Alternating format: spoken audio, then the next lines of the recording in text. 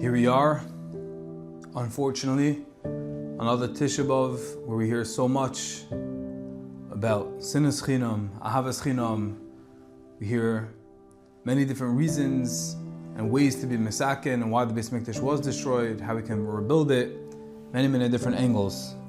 Something that we spoke about previously is the fact that there's no real one prognosis, one way to reach our desired location of Mashiach, of the Geula.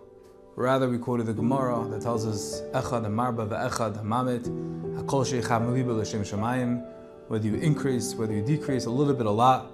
The main thing is that your heart is channeled towards Shamayim, which means you can really do essentially whatever you want, but as long as there's a demonstration, as long as there's self-recognition that there's Hashem and that the Shekhinah is in pain, and we realize that everything that we're suffering from, everything that we hear, all the tragedies, Rachmana Aleinu, is a direct connection, a result of Shekhinah Beglusa. Then anything that we do, anything showing that we know there's a king, we know that the king is in pain, we do things to show that we love the king, learning Torah, doing more mitzvahs, doing more chesed, so that in effect, without understanding the whole depth and the background and everything to it, can be a schus, can hasten the geula. There is one point, a very famous point, a very famous Gemara. The Gemara tells us that the reason why the Beis HaMikdash, Mikdasheni b'bnei Acharav, why was the second Beis HaMikdash, why was it destroyed? Because there was sinas chinam, baseless hatred, which means, the Svarim tell us, that the way to be mesaken, the way to rectify, the remedy for this is ahavas chinam, which means baseless love. Let me ask you a question. What's baseless love? If you don't know someone and he walks out of the grocery and he drops all of his packages, so you run over and you help him and you pick everything up and you help him dust off his pants or her skirt and you bring them to their car and you make sure they're good. Is that baseless love? That's love. That's love for another Jew. What's the chinam aspect? Chinam means for free. It means that it's boundless. There's no end. There's no beginning and no end. There's no reason. There's no rhyme or reason. So how do you get to that level of chinam? When I see someone in pain, I help them get up. When I see if I have some money and I see someone needs a loan, some money, I'll lend them the money. If I see someone is going through some trouble, through some turmoil, if I'm in a position if I'm resourceful, if I have connections, I'll help them. So how do you get to the next level of chinam where it's just free? There's no gavol, there's no boundary. How do we get there? Because if the Gemara is telling us that there was sinas chinam, that there was free hatred, that it was just baseless, okay, so you can go around and recklessly just hating people, and that's easy to understand. But how do you have a havas chinam? When someone needs something, you help them. When someone is in pain, you help them. When someone is crying, you help them. But if it's your family, if it's your friends, it's people you know, then that's not chinam. It's not free. We know the person, we love the person. We have empathy, we have sympathy, we need to care for them. So how do we tap into this b'nei shayis by sinas chinam, and we want to get a havas chinam, free, boundless love? How do we get there? I want to share with you a story that I read from Rabbi Pesach Kron. So Rav Matisyahu Salman, the great revered mashgiach of Beis Medrash Gavoya BMG, just up a few blocks from where I am over here. So after Rav Matisyahu arrived with his family in Lakewood, the Salman family lived on 6th Street, just a block away from BMG, from the yeshiva. And they were neighbors with a family, the Epsteins, with whom they were very close with, and over time they became really close friends. The families had children the same ages, and a simcha for one was literally a simcha for the other. They were super close, and they celebrated everything like as their own simcha. And in 1999, one of the Salman girls, Rav Matisyahu's daughter, tremendous simcha, she became a kala. There was a tremendous joy, not just in the Salman family, but of course the Epsteins were so excited, and the girls were dancing and were so excited for their best friend. this Solomon girl, and it was literally as if it was an Epstein girl that got engaged.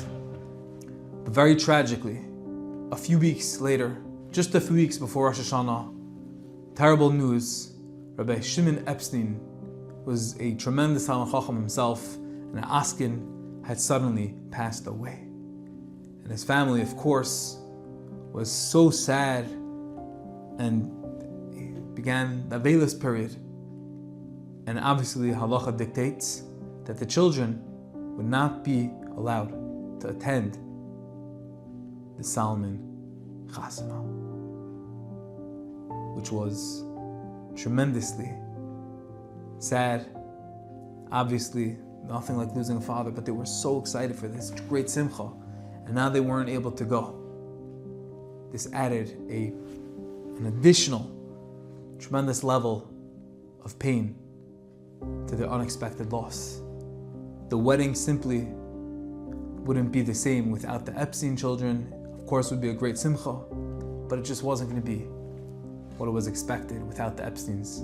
During the following weeks, after the Petir of Rabbi Epstein, as it got closer to the Chasana, the Solomons made sure to talk about the Chasana as it got closer to the day of, to make sure that the Epsteins were well aware of the day of the actual Chasana. Obviously, they weren't going to come, but the Solomons wanted to make sure that the Epsteins were well aware of the day of the Chasana. So the Solomons went to the hall, they're getting ready, and the Epsteins, it was a regular day, and the girls came home from work around 6 o'clock. But when they came home that night, they found a note on the kitchen table, which read as follows. It said, "To dear friends the Epsteins, please do not prepare dinner this evening. Your dinner will be served to all of you shortly. We will miss you at the wedding, but we want you to share in our simcha. And so the caterers will be at your home with the wedding dinner. May we share future simchas, signed the Solomons." And within the hour, a truck came from the Chasana hall with a full course meal, including dessert for every member of the Epstein family. And if that was not enough, as the Epsteins were enjoying this unexpected meal, someone brought them photos that had just been taken at the Chasana. Rav Tisha had arranged that there should be pictures of all of the simcha, the badekin, the chuppah. It should be rushed to a local 1-hour photo shop and then be delivered with processed pictures to the Epstein. So that the Epsteins would enjoy not just the Chasana meal, but would feel as if they were being mishtatif in the wedding itself. What the Mashgiach, or Rav Tisha, demonstrates in this story is ahavas chinam.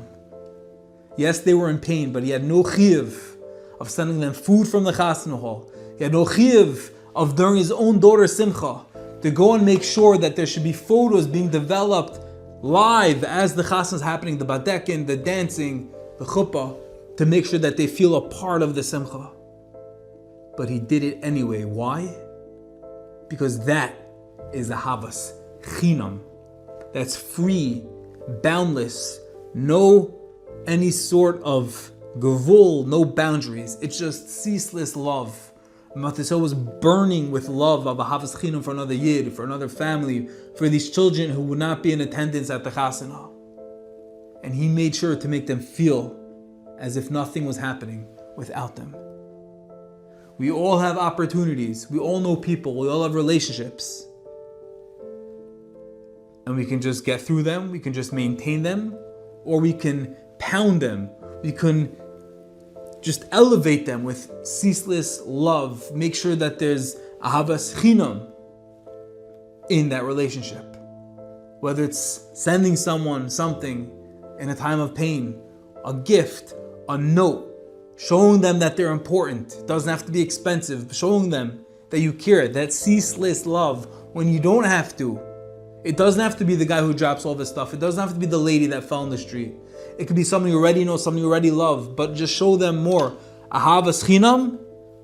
Then the mikdash sheni that was charav mipnei shayisa beisinas chinam. When we demonstrate ahavas chinam, then we should be zeicha to Zeiche v'roeh b'simchasa, showing Hashem that we care, infusing the world with more shalom, infusing the world with not just shalom but havas chinam, not just the hava but chinam, just throwing it all out, giving it all away because there's nothing to hold back.